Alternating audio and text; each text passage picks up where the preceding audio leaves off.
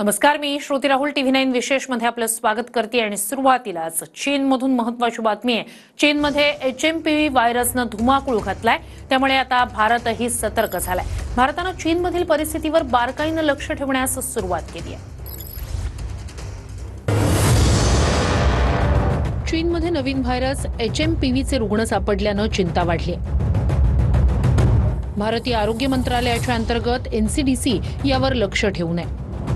परिस्थितीवर बारकाईनं लक्ष असून माहिती गोळा केली जाईल, त्यानुसार पुढील अपडेट्स दिले जातील। NCDC HMPV विषाणू विशेषतः लहान मुलं, वृद्ध आणि कमकुवत प्रतिकारशक्ती असलेल्यांना होतो। मुलं, वृद्ध आणि कमकुवत प्रतिकारशक्ती असलेल्या लोकांनी काळजी घेणं आवश्यक आहे। कोरोनाप्रमाणे हा देखील मौसमी विषाणू मानला जातो, ज्याला HMPV किंवा ह्यूमन मेटान्यूमोव्हायरस असं नाव देण्यात आलंय।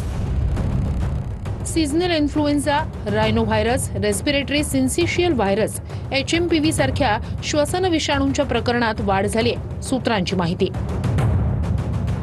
16 ते 22 डिसेंबरच्या आकडेवारीवरून ही वाढ दिसून येते।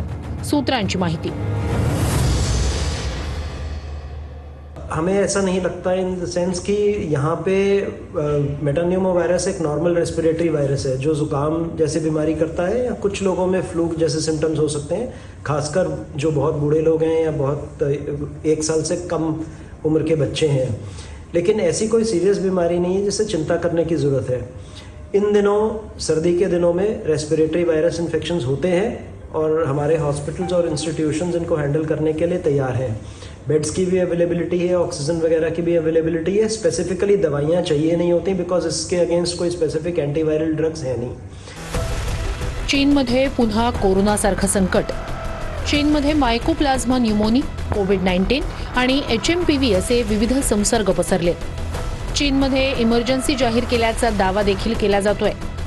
ह्यूमन मेटान्यूमोव्हायरस श्वसनाच्या प्रक्रियेवर हल्ला करतो। विशेषतः हिवाळ्यात हा आजार जास्त पसरतो असं सांगितलं जातंय। ह्यूमन मेटान्यूमोव्हायरसची लक्षणं कोणती आहेत? खोकला, ताप, नाक चोंदणं, घसा कोरडा पडणं, श्वास घेण्यास त्रास होणं।